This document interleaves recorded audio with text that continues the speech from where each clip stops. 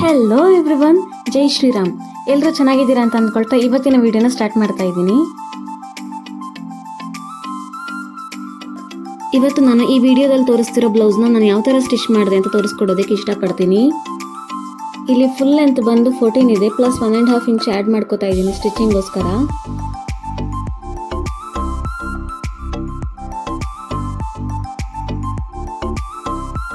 ಇಲ್ಲಿ neck opening ಬಂದು 1.25 inches ತಗೋತಾ ಇದ್ದೀನಿ. ಶೋಲ್ಡರ್ ಬಂದು 2.25 ಇಂಚಸ್ ತಗೋತಾ ಇದ್ದೀನಿ.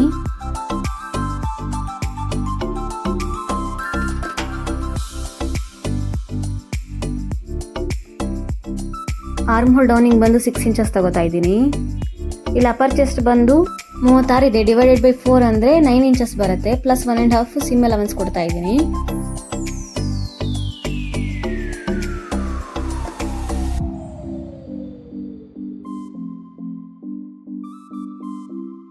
ಮೇಲ್ಗಡೆಯಿಂದ 1/2 ಇಂಚ್ ಬಿಟ್ಕೊಂಡು ಮಿಡಲ್ ಪಾಯಿಂಟ್ ತಗೋತಾ ಇದ್ದೀನಿ. ಇವಾಗ ಆರ್ಮ್ ಹೋಲ್ ಚೆಕ್ ಮಾಡ್ಕೋತಾ ಇದ್ದೀನಿ. ಆರ್ಮ್ ಹೋಲ್ ಬಂದು 16.5 ಇದೆ, ಬೈ 2 ಅಂದರೆ 8.25 ಬರುತ್ತೆ, ಕರೆಕ್ಟಾಗಿದೆ. ಇವಾಗ ವೇಸ್ಟ್ ಬಂದುಬಿಟ್ಟು 32 ಇದೆ, ಡಿವೈಡೆಡ್ ಬೈ 4 ಅಂದರೆ 8 ಬರುತ್ತೆ, ಪ್ಲಸ್ 1 ಇಂಚ್ ಟಕ್ಸ್ಗೋಸ್ಕರ ಆ್ಯಡ್ ಮಾಡ್ಕೋತಾ ಇದ್ದೀನಿ. ಇಲ್ಲಿ 8 ಇಂಚ್ ಸಿಕ್ಕಿದೆಯಲ್ಲ, ಅದರದ ಮಿಡಲ್ ಪಾಯಿಂಟ್ ಈ ಥರ ತಗೊಂಡು ಮೇಲ್ಗಡೆಗೆ 4 ಇಂಚ್ಗೆ ಟಕ್ಸ್ ಪಾಯಿಂಟ್ ಮಾರ್ಕ್ ಮಾಡ್ಕೋತಾ ಇದ್ದೀನಿ.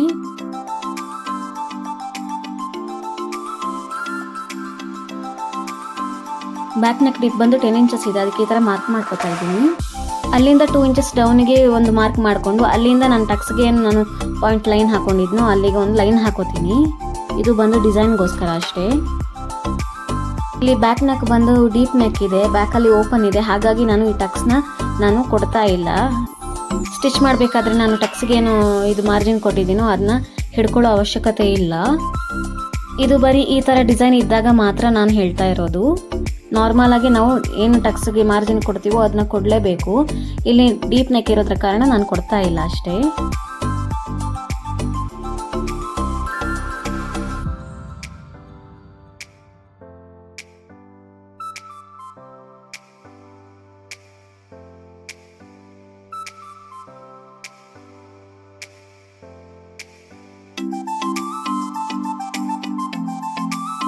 ಇವಾಗ ನಾನು ಫ್ರಂಟ್ ಪಾರ್ಟ್ ಮಾರ್ಕ್ ಮಾಡ್ಕೋತಾ ಇದ್ದೀನಿ. ಲೆಂತ್ ಬಂದು ಸೇಮ್ 15.5 ಇಡ್ತಾ ಇದ್ದೀನಿ. ಬ್ಯಾಕಿಗಿಂತ ಅರ್ಧ ಇಂಚ್ ಮಾತ್ರ ನಾನು ಜಾಸ್ತಿ ಇಟ್ಟಿದ್ದೀನಿ. ಬ್ಯಾಕಲ್ಲಿ ನಾನು 15.5 ಇಂಚ್ ಇಟ್ಟಿರೋದಂದರೆ ಬಾಟಮಲ್ಲಿ ನಾನು ಡಬಲ್ ಫೋಲ್ಡ್ ಮಾಡ್ಕೋತೀನಿ, ಅಂದರೆ 1 ಇಂಚ್ ಫೋಲ್ಡ್ ಮಾಡ್ಕೋತಾ ಇದ್ದೀನಿ. ಫ್ರಂಟಲ್ಲಿ ನಾನು 1/2 ಇಂಚ್ ಮಾತ್ರ ತಗೋತೀನಿ, ಹಾಗಾಗಿ 1/2 ಇಂಚ್ ಮಿಕ್ಕತ್ತೆ. ಇದು ಫ್ರಂಟ್ ಹುಕ್ ಆಗಿರೋದ್ರಿಂದ ನಾನು ಫ್ರಂಟಲ್ಲಿ 3/4 ಇಂಚ್ಗೆ ನಾನು ಈ ಥರ ಮಾರ್ಕ್ ಮಾಡಿಕೊಂಡು ಲೈನ್ ಹಾಕೋತಾ ಇದ್ದೀನಿ. ಶೋಲ್ಡರ್ ಬಂದು ಸೇಮ್ ತಗೋತಾ ಇದ್ದೀನಿ. ನೆಕ್ ಓಪನಿಂಗ್ ಬಂದು 1.25, ಶೋಲ್ಡರ್ ಬಂದು 2.25 ತಗೋತಾ ಇದ್ದೀನಿ. ಆರ್ಮ್ ಹೋಲ್ ಡೌನಿಂಗ್ ಕೂಡ ಸೇಮ್ 6 ಇಂಚಸ್ ತಗೋತಾ ಇದ್ದೀನಿ. ಇಲ್ಲಿ ಅಪರ್ ಚೆಸ್ಟ್ ಬಂದು 36 ಇದೆ, ಡಿವೈಡೆಡ್ ಬೈ 4 ಅಂದರೆ 9 ಬರುತ್ತೆ, ಪ್ಲಸ್ 3/4 ಇಂಚು ನಾನು ಪ್ರಿನ್ಸಸ್ ಕಟ್ಗೆ ಏನು ಕಟ್ ಬರುತ್ತೋ ಅದಕ್ಕೋಸ್ಕರ ಸ್ಟಿಚ್ ಮಾಡ್ಕೊಳ್ಳೋದಕ್ಕೋಸ್ಕರ ಆ್ಯಡ್ ಮಾಡ್ಕೋತಾ ಇದ್ದೀನಿ, ಪ್ಲಸ್ 1.5 ಸೀಮ್ ಅಲವೆನ್ಸ್ ಕೊಡ್ತಾ ಇದ್ದೀನಿ. ಮೇಲ್ಗಡೆಯಿಂದ 1/2 ಇಂಚ್ ಬಿಟ್ಕೊಂಡು ಈ ಥರ ಮಿಡಲ್ ಪಾಯಿಂಟ್ ತಗೊಂಡು ಆರ್ಮ್ ಹೋಲ್ನ ಚೆಕ್ ಮಾಡ್ಕೋತಾ ಇದ್ದೀನಿ. ಆರ್ಮ್ ಹೋಲ್ ಬಂದು 16.5 ಇದೆ, ಡಿವೈಡೆಡ್ ಬೈ 2 ಅಂದರೆ 8.25 ಆಗುತ್ತೆ, ಕರೆಕ್ಟಾಗಿದೆ. ಇವಾಗ ನಾನು ಶೋಲ್ಡರಿಂದ ಕೆಳಗಡೆಗೆ ಡಾರ್ಕ್ ಪಾಯಿಂಟ್ ಲೆಂತನ್ನು ನಾನು ಮಾರ್ಕ್ ಮಾಡಿಕೊಂಡು ಲೈನ್ ಹಾಕೋತಾ ಇದ್ದೀನಿ. ಇಲ್ಲಿ ನಾನು ಡಾಟ್ ಪಾಯಿಂಟ್ಗೆ upper chest plus 2 inches divided by 4 ಇಂದ ಮಾಡಿರೋದು, ಅವಾಗ ಬಂದಿರೋ ಆನ್ಸರ್ನ ನಾನು ಈ ಲೈನ್ ಹಾಕೊಂಡಿರೋದು. ಮೇಲ್ಗಡೆ 9 ಪ್ಲಸ್ 3/4 ಇಂಚ್ ಏನು ಮಾಡ್ಕೊಂಡಿದ್ವು ಅದಕ್ಕೆ 1/2 ಇಂಚ್ ಸೇರಿಸ್ಕೊಂಡು ನಾನಿಲ್ಲಿ ಒಂದು ಲೈನ್ ಹಾಕೋತಾ ಇದ್ದೀನಿ, ಪ್ಲಸ್ 1.5 ಸೀಮ್ ಅಲವೆನ್ಸ್ ಆ್ಯಡ್ ಮಾಡ್ಕೋತಾ ಇದ್ದೀನಿ. ಈ 3/4 ಇಂಚ್ ಈ ಥರ ಬಿಟ್ಬಿಟ್ಟು ನಾನು ಪ್ರಿನ್ಸಸ್ ಕಟ್ಗೆ ಒಂದು ಲೈನ್ ಹಾಕೋತಾ ಇದ್ದೀನಿ 3.5 ಇಂಚ್ಗೆ, ಹಾಗೆ ಕ್ರಾಸ್ಗೂ ಒಂದು ಲೈನ್ ಹಾಕೋತಾ ಇದ್ದೀನಿ. ಇವಾಗ ಈ ಕಡೆಯಿಂದ ನಾನು 8.25 ಮಾರ್ಕ್ ಮಾಡ್ಕೋತಾ ಇದ್ದೀನಿ. ನಾನು ವೇಸ್ಟ್ ಏನಿದೆ ಅದರ ಡಿವೈಡೆಡ್ ಬೈ 4. ಇವಾಗ ನನಗೆ ಇಲ್ಲಿ 3.25 ಇಂಚಸ್ ಗ್ಯಾಪ್ ಸಿಕ್ತು. ಆ ಗ್ಯಾಪನ್ನು ನಾನು 1.25 ಆ ಕಡೆ 1.25 ಈ ಕಡೆ ಅಂತ ನಾನು ಒಂದು ಡಾಟ್ಗೆ ಒಂದು ಲೈನ್ ಮಾರ್ಕ್ ಮಾಡ್ಕೋತಾ ಇದ್ದೀನಿ.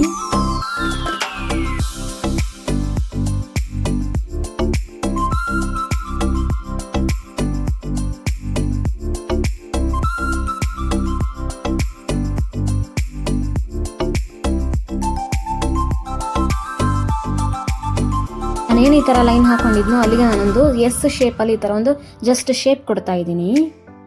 ಈ ಕಡೆ ಕರ್ವ್ ಏನು ಕೊಟ್ಟಿದ್ನೋ ಅಲ್ಲಿಗೆ ಒಂದು ಲೈನ್ ಹಾಕೊಂಡು ಕರ್ವ್ ಶೇಪ್ ಕೊಟ್ಕೊಂಡು ಈ ಥರ ಕಟ್ ಮಾಡ್ಕೊತಾ ಇದ್ದೀನಿ.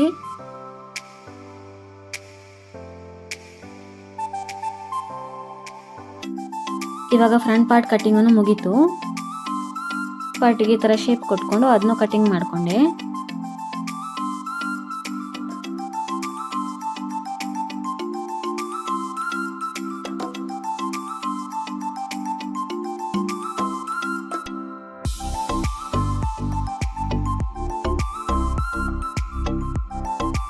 ನಾನು ಸ್ಲೀವ್ ಕಟಿಂಗ್ಗೋಸ್ಕರ ಈ ಥರ ಡಬಲ್ ಫೋಲ್ಡ್ ಮಾಡಿಕೊಂಡು ಒಂದು ಸ್ಲೀವ್ನ ಕಟ್ ಮಾಡ್ಕೊತಾ ಇದ್ದೀನಿ. ಸ್ಲೀವ್ ಲೆಂತ್ ಬಂದು 10 ಇಂಚಸ್ ಇದೆ. ಸ್ಟಿಚಿಂಗ್ಗೋಸ್ಕರ +1 ಇಂಚು ಆ್ಯಡ್ ಮಾಡ್ಕೊತಾ ಇದ್ದೀನಿ.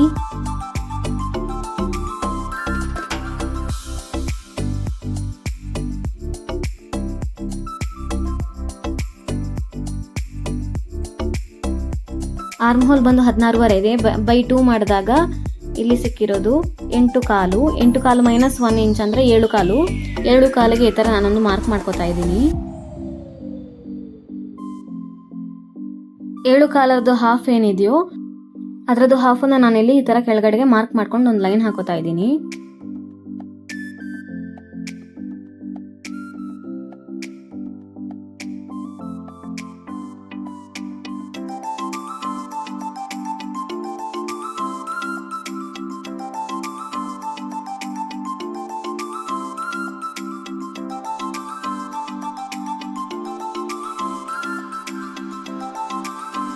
ಇವಾಗ 7.25 ಈ ಥರ ಮಾರ್ಕ್ ಮಾಡಿಕೊಂಡು +1.5 ಸೀಮ್ ಅಲವೆನ್ಸ್ ಆ್ಯಡ್ ಮಾಡ್ಕೋತಾ ಇದ್ದೀನಿ.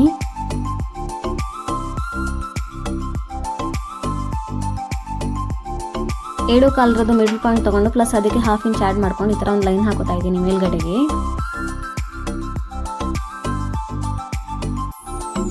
ನನಗೆ 4 ಇಂಚ್ ಆನ್ಸರ್ ಬಂದಿದೆ. 4 ಇಂಚದ ಮಿಡಲ್ ಪಾಯಿಂಟ್ ಒಂದು ಮಾಡಿಕೊಂಡು ಅದರದ್ದು ಡೌನ್ 1/2 ಇಂಚ್ಗೆ ಒಂದು ಮಾರ್ಕ್ ಮಾಡ್ಕೊತಿದ್ದೀನಿ. ಡೌನ್ಗೆ 1/2 ಇಂಚ್ ಮಾಡಿರೋದು ಫ್ರಂಟ್ ಶೇಪ್ ಆಗಿರುತ್ತೆ.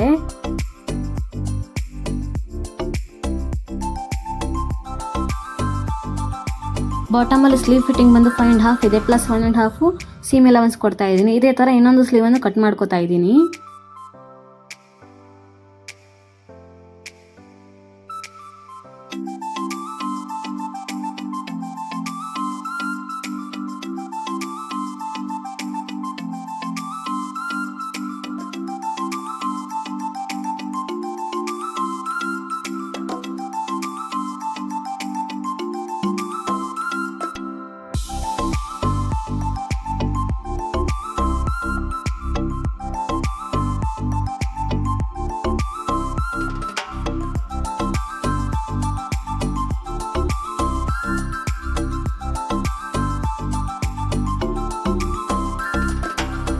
ಇಲ್ಲಿ ಈಗ ಬಾಟಮಲ್ಲಿ ಟೈಯಿಂಗ್ ಇರೋದ್ರಿಂದ ನಾನು ಫಸ್ಟಿಗೆ ಟೈಯಿಂಗನ್ನು ರೆಡಿ ಮಾಡ್ಕೋತಾ ಇದ್ದೀನಿ. ಈ ಥರ 2 ಪೀಸನ್ನು ರೆಡಿ ಮಾಡ್ಕೋತಾ ಇದ್ದೀನಿ.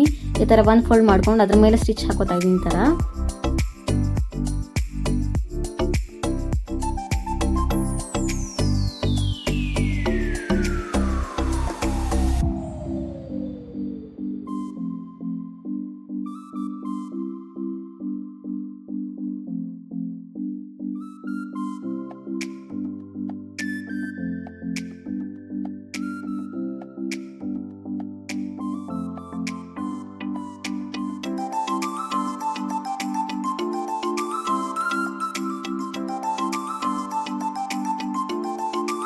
ಟೈಯಿಂಗ್ ರೆಡಿ ಆದಮೇಲೆ ನಾನು ಇವಾಗ ಬಾಟಮನ್ನು ಫಸ್ಟ್ ರೆಡಿ ಮಾಡ್ಕೋತಾ ಇದ್ದೀನಿ. ಈ ಥರ ಒಂದು ಫೋಲ್ಡ್ ಮಾಡ್ಕೊಂಡು ಒಂದು ಫಸ್ಟ್ ಸ್ಟಿಚ್ ಹಾಕೋತಾ ಇದ್ದೀನಿ. ಒಂದು ಸ್ಟಿಚ್ ಆದಮೇಲೆ ಅದನ್ನು ಈ ಥರ ಓಪನ್ ಮಾಡಿಕೊಂಡು ಮತ್ತೆ ಒಂದು ಫೋಲ್ಡ್ ಮಾಡಿಕೊಂಡು ಸ್ಟಿಚ್ ಹಾಕೋತಾ ಇದ್ದೀನಿ. ಈ ಥರ ಒಂದು ಫೋಲ್ಡ್ ಮಾಡಿಕೊಂಡು ಇವಾಗ ಈ ಥರ ಲೈನಿಂಗನ್ನು ಈ ಥರ ಇಟ್ಬಿಟ್ಟು ಇದನ್ನು ಅಟ್ಯಾಚ್ ಮಾಡ್ಕೋತಾ ಇದ್ದೀನಿ. ಅಂದರೆ ಸ್ಟಿಚ್ ಹಾಕೋತಾ ಇದ್ದೀನಿ ಲೈನಿಂಗ್ ಮೇಲೆ ಸ್ಟಿಚ್ ಆಗಿದ್ಮೇಲೆ ನಾನು ಎಕ್ಸ್ಟ್ರಾ ಫ್ಯಾಬ್ರಿಕನ್ನು ಕಟ್ ಮಾಡಿಕೊಂಡೆ. ಇವಾಗ ಕೆಳಗಡೆ ವಿ ಶೇಪ್ ಏನಿದೆ ಅದನ್ನ ಫಸ್ಟ್ ಸ್ಟಿಚ್ ಮಾಡ್ಕೋತಾ ಇದ್ದೀನಿ. ಅದು ಸ್ಟಿಚ್ ಮಾಡೋದಕ್ಕಿಂತ ಮೊದಲು ನಾನು ಏನು ಟೈಯಿಂಗ್ ಇದೆಯೋ ಅದನ್ನ ಫಸ್ಟ್ ಈ ಥರ ಅಟ್ಯಾಚ್ ಮಾಡ್ಕೋತಾ ಇದ್ದೀನಿ. ಅದಾದಮೇಲೆ ಈ ವಿ ಶೇಪನ್ನು ನಾನು ಫಿನಿಶಿಂಗ್ ಮಾಡ್ಕೊಳ್ಳೋದಕ್ಕೆ ಅದೇ ಶೇಪಲ್ಲಿ ನಾನು ಲೈನಿಂಗ್ ಮೇಲೆ ಕ್ಯಾನ್ವಾಸ್ ಕಟ್ ಮಾಡಿ ಐರನ್ ಮಾಡ್ಕೊಂಡು ಇಟ್ಕೊಂಡಿದ್ದೆ. ಅದನ್ನ ಸ್ಟಿಚ್ ಮಾಡ್ಕೋತಾ ಇದ್ದೀನಿ. ಇವಾಗ ಅದ್ರ ಸ್ಟಿಚ್ ಆದಮೇಲೆ ಮೇಲ್ಗಡೆ ಲೈನಿಂಗ್ ಮೇಲೆ ಕಿನಾರಿ ಸ್ಟಿಚ್ ಹಾಕೋತಾ ಇದ್ದೀನಿ. ಅದಾದಮೇಲೆ ಈ ಥರ ಒಂದು ಫೋಲ್ಡ್ ಮಾಡಿಕೊಂಡು ಅದ್ರ ಮೇಲೆ ನಾನು ಹೆಮ್ಮಿಂಗ್ ಮಾಡ್ಕೋತಾ ಇದ್ದೀನಿ. ಇಲ್ಲಿ ನಾನು ಹೆಮ್ಮಿಂಗ್ ಮಾಡ್ಕೊಳ್ಳೋದಕ್ಕೆ ಈಸಿ ಆಗಲಿ ಅಂತ ನಾನು ಲೂಸ್ ಸ್ಟಿಚ್ಚಲ್ಲಿ ಒಂದು ಸ್ಟಿಚ್ ಹಾಕೊಂಡಿದ್ದೀನಿ. ಅದಾದಮೇಲೆ ನಾನು ಹೆಮ್ಮಿಂಗ್ ಮಾಡ್ಕೊಂಡಿದ್ಮೇಲೆ ಅದನ್ನ ರಿಮೂವ್ ಮಾಡ್ಕೋತೀನಿ. ಇವಾಗ ಮೇಲ್ಗಡೆ ನೆಕ್ ವಿ ಶೇಪನ್ನು ನಾನು ಸೇಮ್ ಶೇಪಲ್ಲಿ ಕ್ಯಾನ್ವಾಸಲ್ಲಿ ನಾನು ಕಟ್ ಮಾಡಿ ಲೈನಿಂಗ್ ಮೇಲೆ ಅಟ್ಯಾಚ್ ಮಾಡಿ ಇಟ್ಕೊಂಡಿದ್ದೆ. ಅದನ್ನು ಇವಾಗ ನಾನು ಈ ಥರ ಸ್ಟಿಚ್ ಮಾಡಿಕೊಂಡು ವಿ ಶೇಪ್ ಏನಿದೆ ಅಲ್ಲಿ ನಾನು ನಾಚ್ ಹಾಕೊಂಡಿದ್ದೀನಿ. ಅದಾದಮೇಲೆ ಲೈನಿಂಗನ್ನು ಈ ಥರ ಇಟ್ಕೊಂಡು ಕಿನಾರಿ ಸ್ಟಿಚ್ ಹಾಕೊಂಡಿದ್ದೀನಿ. ಅದನ್ನು ನಾನು ಹೆಮ್ಮಿಂಗ್ ಮಾಡ್ಕೋತಿದ್ದೀನಿ ಲಾಸ್ಟಿಗೆ.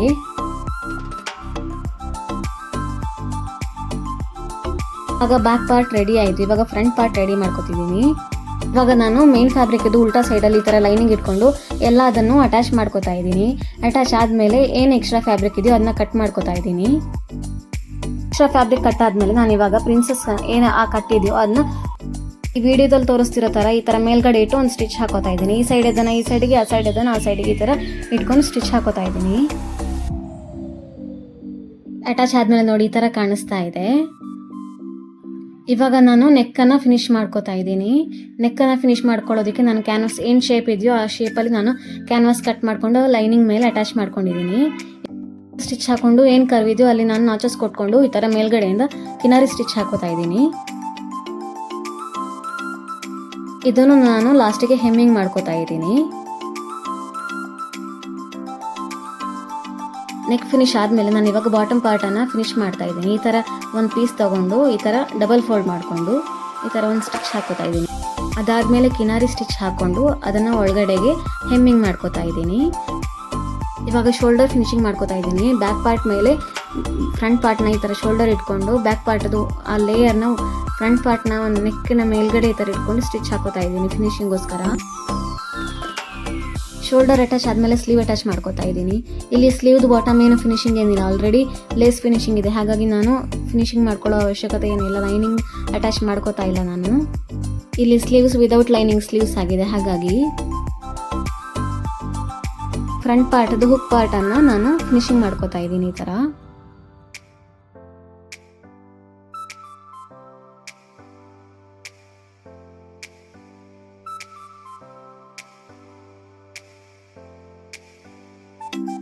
ಹುಕ್ ಪಾರ್ಟ್ ಅಟ್ಯಾಚ್ ಆದಮೇಲೆ ಲೂಪ್ ಪಾರ್ಟನ್ನು ಫಿನಿಶ್ ಮಾಡ್ಕೋತಾ ಇದ್ದೀನಿ.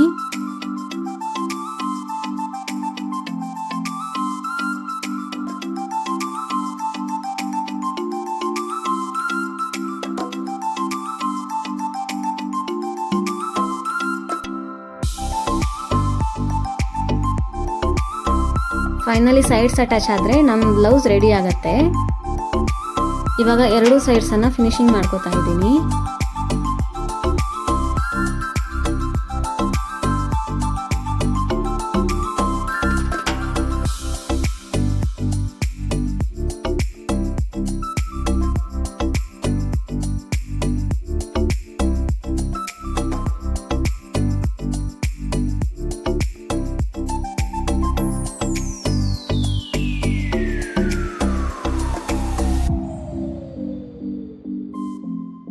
ಫೈನಲಿ ಬ್ಲೌಸ್ ರೆಡಿ ಆಗಿದೆ. ಈ ಡಿಸೈನ್ ನಿಮಗೆ ಇಷ್ಟ ಆದರೆ ಲೈಕ್ ಮಾಡಿ, ಶೇರ್ ಮಾಡಿ, ಕಮೆಂಟ್ ಮಾಡಿ.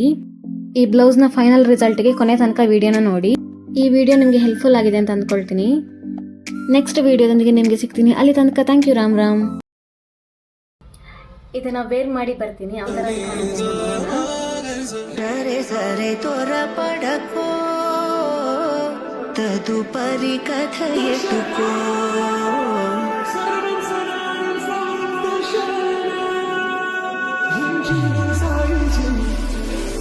ಸರೆ ತೋರ ಪಡಕೋ ತದುಪರಿ ಕಥೆಯೆಟುಕೋ.